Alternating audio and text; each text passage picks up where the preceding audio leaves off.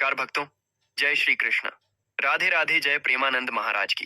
हे तुलसी माता, जो भी सच्चे मन से इस वीडियो को लाइक करे, आप उसके घर में सदा निवास करें, उसकी झोली खुशियों से भर दें और उसके घर में कभी धन धान्य की कमी न होने दें। भक्तों, विशेष रूप से 1 नवंबर को पड़ने वाली देवठनी एकादशी के दिन जब आप तुलसी माता को जल चढ़ाएं तो 3 खास शब्द जरूर बोलें। ये 3 शब्द इतने शक्तिशाली हैं कि माता लक्ष्मी जी के आशीर्वाद से आपकी हर मनोकामना पूरी हो जाएगी और धन की ऐसी वर्षा होगी कि गिनते गिनते थक जाओगे। अब सवाल ये है कि देवठनी एकादशी के दिन यह उपाय कैसे करना है। आज की इस वीडियो में हम जानेंगे कि 1 नवंबर को तुलसी माता को जल देते समय कौन से 3 शब्द बोले जाने चाहिए। तो भक्तों, चलिए जानते हैं वह 3 चमत्कारी शब्द जो आपकी किस्मत बदल सकते हैं। लेकिन उससे पहले आपके लाभ के लिए एक जरूरी बात, अगर आप चाहते हैं कि माता लक्ष्मी जी का आशीर्वाद हमेशा आपके घर परिवार पर बना रहे तो इस वीडियो को एक लाइक करें, हमारे चैनल सब्सक्राइब करें और कमेंट बॉक्स में जय लक्ष्मी माता जरूर लिखें। साथ ही अपनी राशि भी कमेंट में लिख दें, क्योंकि हम राशियों से जुड़ा भाग्य भी बताते हैं और भाग्य में चल रही परेशानियों को दूर करने के आसान उपाय भी साझा करते हैं। इसलिए भक्तों, अपनी राशि लिखना न भूलें। अब सुनिए, एक पुरानी कथा की बात है। एक समय भगवान विष्णु विश्राम कर रहे थे। तभी देवी लक्ष्मी वहां आईं और उन्होंने भगवान विष्णु से पूछा, हे स्वामी, तुलसी माता को जल चढ़ाने का इतना महत्व क्यों बताया गया है। तब भगवान विष्णु ने उन्हें तुलसी माता के महत्व के बारे में विस्तार से बताया। देवी लक्ष्मी ने पुनः कहा, हे प्रभु, आपने महत्व तो बताया, लेकिन कृपा कर यह भी बताइए कि तुलसी माता की सेवा कैसे करनी चाहिए। जल चढ़ाते समय कौन सा मंत्र बोलना श्रेष्ठ माना गया है। भगवान विष्णु मुस्कुराए और बोले, प्रिय देवी, तुलसी माता को जल अर्पित करते समय बोले जाने वाले शब्द अत्यंत शुभ होते हैं। यह मंत्र केवल 3 शब्दों का है, लेकिन इसका प्रभाव असाधारण और कल्याणकारी है। जो भी भक्त 1 नवंबर को देवठनी एकादशी के दिन तुलसी माता को जल देते समय इन 3 शब्दों का उच्चारण करेगा, उसके घर में सदा माता लक्ष्मी का वास रहेगा, दरिद्रता दूर होगी और धन धान्य की अपार प्राप्ति होगी। इतना धन आएगा कि संभालना मुश्किल हो जाएगा। भगवान विष्णु ने आगे कहा, इस मंत्र का महत्व सुनने मात्र से मनुष्य के पाप नष्ट हो जाते हैं और उसे सहस्त्रों वर्षों तक तुलसी माता को जल चढ़ाने के समान पुण्य प्राप्त होता है। इसके बाद भगवान विष्णु ने देवी लक्ष्मी को एक कथा सुनाई। उन्होंने कहा, दक्षिण दिशा में यम नगरी नामक एक नगर था, जहाँ रमेश नाम का एक ब्राह्मण रहता था। वह अत्यंत पापी और अधर्मी था। जन्म से ब्राह्मण होते हुए भी वह पूजा पाठ से दूर रहता था। ना ध्यान करता, ना जप और ना ही किसी का सम्मान करता। वह नशा करता था, मांसाहार करता था और हमेशा गलत कामों में लगा रहता था। दिन में खेतों में काम करके पत्ते बेचकर अपनी जीविका चलाता था और रात में वेश्याओं के पास जाता था। इस प्रकार उसने अनेक वर्षों तक अपना जीवन इसी पाप पूर्ण तरीके से बिताया। फिर एक दिन वह ब्राह्मण पत्ते तोड़ने के लिए एक आश्रम की वाटिका में गया और पत्ते तोड़ने लगा। तभी एक काला सर्प, जो काल के रूप में वहां उपस्थित था, उसने उसे काट लिया और उसी क्षण उसकी मृत्यु हो गई। उसकी मृत्यु के तुरंत बाद यमराज के दूत वहां पहुंचे और उसकी आत्मा को लेने लगे। वे उसे यमलोक ले जाने लगे। मार्ग में वह ब्राह्मण यमदूतों के सामने रोने और गिड़गिड़ाने लगा। उसने कहा, हे दूतों, मुझे कहाँ ले जा रहे हो? कृपया मुझे छोड़ दो, मेरे प्राण बचा लो। लेकिन यमदूत बोले, अरे पापी ब्राह्मण, तेरे दुष्कर्मों का फल अब तुझे मिलना ही है। यमराज ने आदेश दिया है कि तुझे घोर नरक में डाला जाए। यमलोक पहुंचने पर चित्रगुप्त ने उस ब्राह्मण का पूरा लेखा जोखा धर्मराज के सामने रखा और बोले, हे धर्मराज, इस ब्राह्मण ने अपने पूरे जीवन में केवल पाप ही किए हैं। इसने कभी कोई शुभ कार्य या दान पुण्य नहीं किया। धर्मराज ने दूतों से कहा, हे दूतों, इस महापापी ब्राह्मण को तुरंत नरक में डाल दो। इसे अपने कर्मों का फल भोगना ही होगा। तब यमदूतों ने उस ब्राह्मण को नरक में ले जाकर भयंकर अग्नि में धकेल दिया। वह अनेक वर्षों तक वहां की भीषण यातनाएं सहता रहा। अंततः अपने पापों का फल भोगने के बाद जब उसका समय पूरा हुआ तो अगले जन्म में उसे बैल का शरीर प्राप्त हुआ। बैल बनकर वह भारी बोझ उठाने का कार्य करने लगा। उसका मालिक दिन रात उससे काम करवाता था। जब बैल की शक्ति घटने लगी तो मालिक ने उसे एक लंगड़े आदमी को बेच दिया। वह लंगड़ा व्यक्ति उस बैल से अपना सारा बोझ ढोता था। बैल ने पूरे 8 वर्षों तक उसकी निष्ठापूर्वक सेवा की। एक दिन वह बैल उस लंगड़े व्यक्ति को लेकर एक ऊंचे पर्वत पर चढ़ा। अधिक थकावट और परिश्रम के कारण वह मूर्छित होकर गिर पड़ा और अंतिम सांसें लेने लगा। वहां उपस्थित लोगों को उस बेचारे बैल पर दया आ गई। उसके मुख में पानी डालने का प्रयास किया। तभी उस भीड़ में एक पुण्यात्मा व्यक्ति खड़ा था। उसने अपने पुण्य का थोड़ा भाग उस बैल को दे दिया। यह देखकर अन्य लोगों ने भी अपने अपने पुण्य का कुछ अंश उसे देना शुरू कर दिया। उसी भीड़ में एक वेश्या भी खड़ी थी जो सब कुछ चुपचाप देख रही थी। जब उसने देखा कि सभी लोग अपना पुण्य देकर उस बैल का उद्धार करने की कोशिश कर रहे हैं, तो उसका हृदय भी पिघल गया। उसने भी अपने जीवन भर के पुण्य उस बैल को अर्पित कर दिए। कुछ समय बाद वह बैल शांत होकर प्राण त्याग देता है। तभी यमदूत फिर वहां प्रकट हुए और उस बैल के शरीर से उस ब्राह्मण की आत्मा को लेकर यमलोक पहुंचे। वहां चित्रगुप्त ने पुनः उसका लेखा जोखा प्रस्तुत किया, लेकिन इस बार जब उन्होंने खाता खोला तो देखकर चकित रह गए, क्योंकि वैश्या के द्वारा दिए गए पुण्य के कारण उस ब्राह्मण के सभी जन्मों के पाप नष्ट हो चुके थे।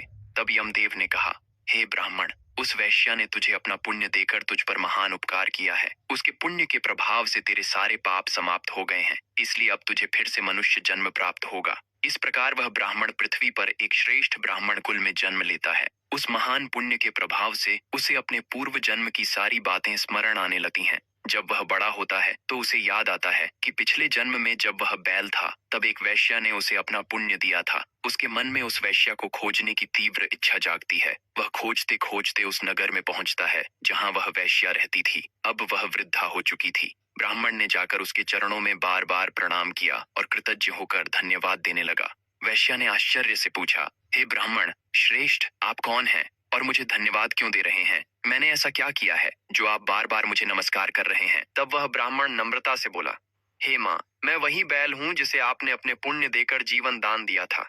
अपने पाप कर्मों के कारण मुझे पिछले जन्म में बैल का जन्म मिला था। उस पर्वत पर जब मैं मृत्यु के करीब था तब आपने करुणा दिखाकर अपना पुण्य मुझे अर्पित किया था। उसी पुण्य के प्रभाव से मुझे पुनः मनुष्य जन्म प्राप्त हुआ है और अपने पूर्व जन्म की सारी बातें याद हैं। किंतु हे माँ, मैं यह जानने आया हूँ कि आपने मुझे कौन सा ऐसा पुण्य दिया था जिससे मेरे सभी पाप नष्ट हो गए। मैं उस पुण्य के बारे में जानना चाहता हूँ। तब वैश्या ने कहा, हे ब्राह्मण श्रेष्ठ, मैंने तो अपने जीवन में कोई बड़ा पुण्य कार्य नहीं किया है, लेकिन मेरे घर में एक तोता है जो पिंजरे में रहकर हमेशा कुछ बोलता रहता है। उसकी वाणी सुनते सुनते मेरा मन पवित्र हो गया। वही मंत्र मैंने तुम्हें पुण्य स्वरूप दान किया था। फिर वह वैश्या और ब्राह्मण उस तोते के पास गए और पूछने लगे, हे शुक, तुम कौन सा मंत्र बोलते हो जिससे हमारे जीवन का उद्धार हो गया? यह मंत्र तुम्हें किसने सिखाया और इसका क्या अर्थ है? तब उस तोते ने अपने पूर्व जन्म का वृत्तांत सुनाना शुरू किया। वह बोला, हे ब्राह्मण श्रेष्ठ, पिछले जन्म में मैं भी एक ब्राह्मण था, लेकिन मुझे अपने ज्ञान पर अत्यधिक अभिमान था। मैंने कभी अपने गुरुजनों का सम्मान नहीं किया, बल्कि उनका बार बार अपमान किया। अपने अहंकार और क्रोध के कारण मेरा स्वभाव कठोर और द्वेषपूर्ण हो गया था। मैं सभी को तुच्छ समझता था और विद्वानों का भी अपमान करता था। कालांतर में जब मेरी मृत्यु हुई तो यमदूत मुझे यमलोक ले गए। गुरु और सज्जनों का अपमान करने के कारण मुझे दंड स्वरूप तोते के कुल में जन्म लेना पड़ा। तोते के रूप में जन्म लेने के बाद छोटी अवस्था में ही मेरे माता पिता मर गए। मैं अकेला पेड़ की डाल पर बैठा रो रहा था। तभी कुछ मुनि वहां से गुजरे। उन्होंने मेरी दशा देखकर मुझे अपने आश्रम में ले आए। वहां उन्होंने मुझे एक सुंदर पिंजरे में रखा और मेरी देखभाल करने लगे। वे मुनि प्रतिदिन तुलसी माता को जल चढ़ाते और एक दिव्य मंत्र का जाप करते थे। मैं प्रतिदिन उनके मुख से वह मंत्र सुनता और धीरे धीरे मुझे वह कंठस्थ हो गया। तब से मैं उसी मंत्र का जाप करने लगा। उस मंत्र के प्रभाव से मेरे भीतर अद्भुत परिवर्तन आने लगा। मेरे मन से पापों की प्रवृत्ति समाप्त होने लगी। मुझे अपने किए गए पापों का गहरा पश्चाताप हुआ और उसी पुण्य प्रभाव से मेरी आयु 100 वर्ष की हो गई। इतने वर्षों तक मैं जीवित रहा। एक दिन रात के समय एक चोर उस आश्रम में आया और मुझे वहां से चुरा ले गया। बाद में इस वैश्या ने उस चोर से मुझे खरीद लिया, लेकिन यहाँ आने के बाद भी मैं वही मंत्र बोलता रहा।